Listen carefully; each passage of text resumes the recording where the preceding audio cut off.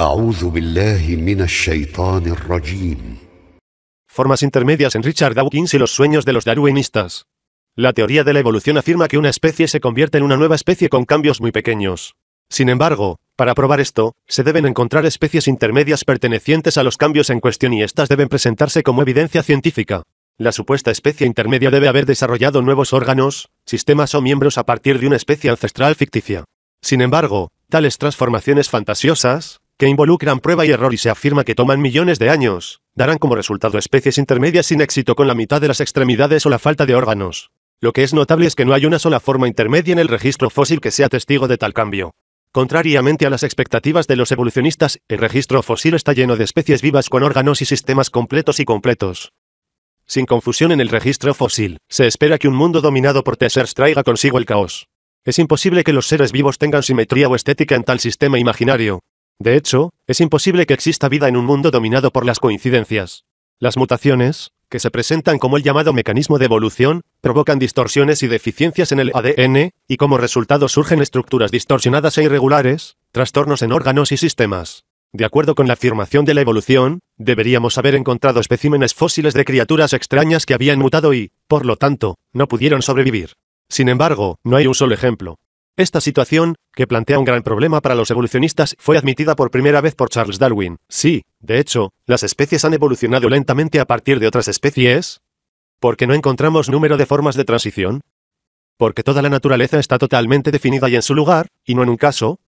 A pesar de ser el fundador de la teoría, Darwin admitió que los fósiles que atestiguan la historia de la vida no tenían caos y eran perfectamente lisos. Las especies intermedias de aspecto extraño nunca han existido a lo largo de la historia.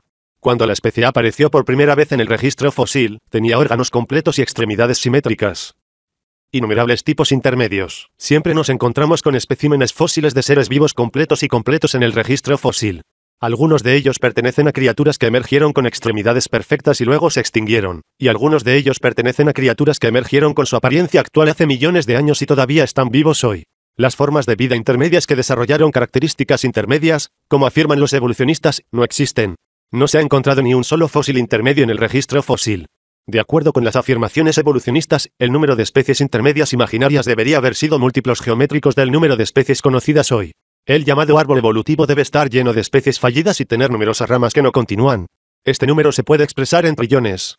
Charles Darwin también expresó el número de especies intermedias, que esperaba pero nunca encontró, enfatizando el número de ellas como número. Debe haber numerosas formas de transición, pero ¿por qué no podemos encontrarlas enterradas en muchas capas de la Tierra?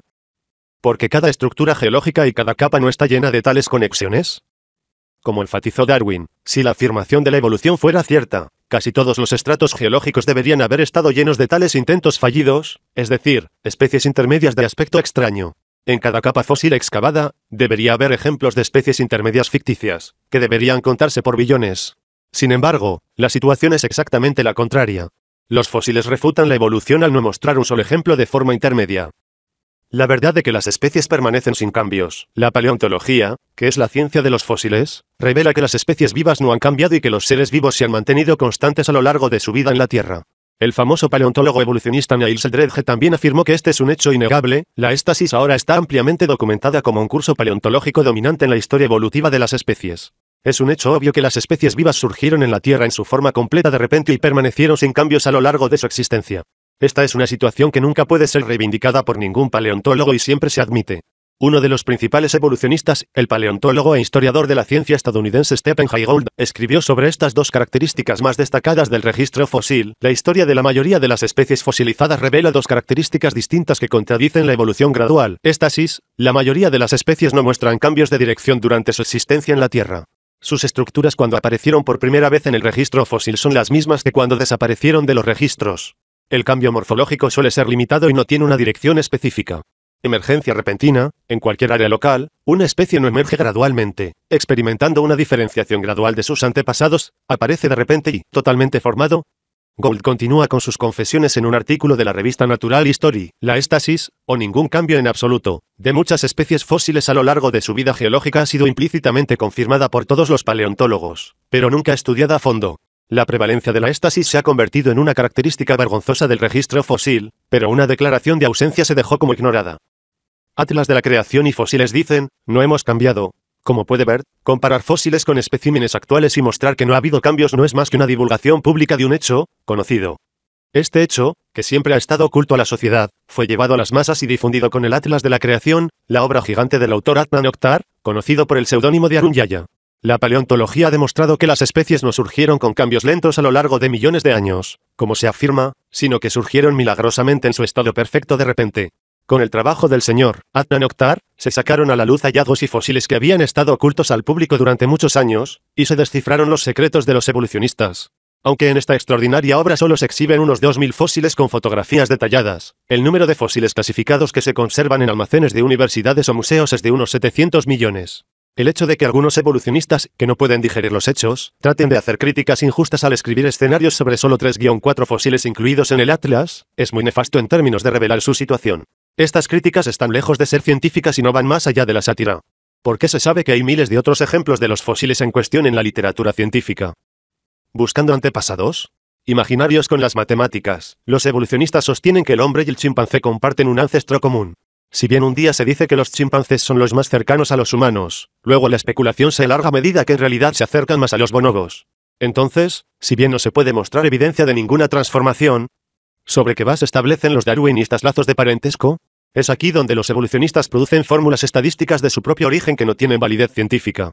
El truco aquí se basa en comparar algunos pares de bases seleccionados de ciertos genes de las dos especies. No debe suponerse que todos los códigos de los genomas de las dos especies se comparan exactamente. Este hecho se comprende mejor cuando observamos más de cerca este truco utilizado para crear el árbol genealógico imaginario. Al estudiar la similitud genética entre humanos y simios, solo se comparan ciertos genes. Por ejemplo, al dibujar el pedigrí de los primates vivos, se consideraron 34.927 pares de bases pertenecientes a 54 genes. Los seres humanos tienen alrededor de 25.000 genes, y no todos se comparan aquí.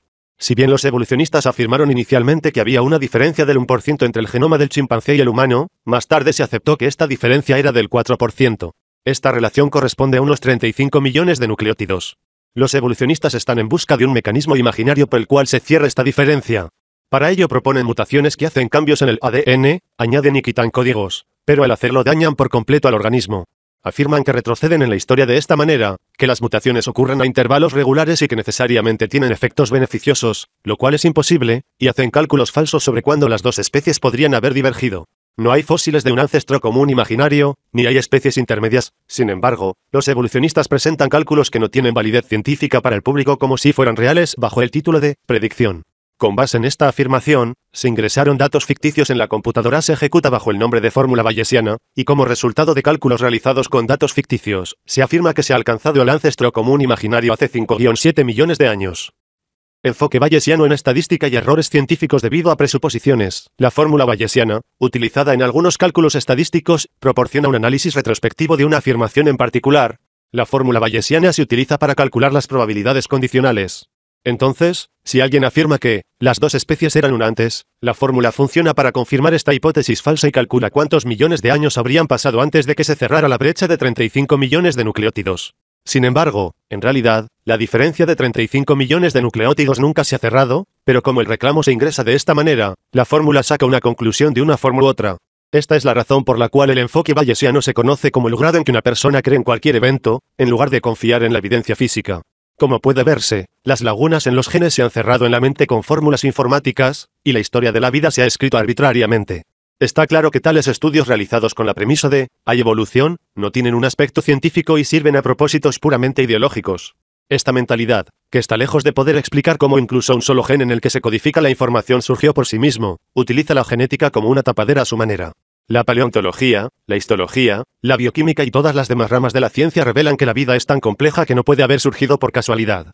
Todas las especies vivas, incluso una sola célula perteneciente a estas especies, e incluso una sola proteína, son productos del conocimiento y poder infinitos de Haya. Una filogenia molecular de primates vivos Perelman P., Johnson W., Ross C., Sewaneth H. N., Horvath G. et al. Una filogenia molecular de primates vivos. Los Genética 7, https://doi.org/10.137.1/journal.pem.10011342. La éstasis ahora está abundantemente bien documentada como el patrón paleontológico preeminente en la historia evolutiva de las especies. Niles Eldred G., Reinventando a Darwin p.77.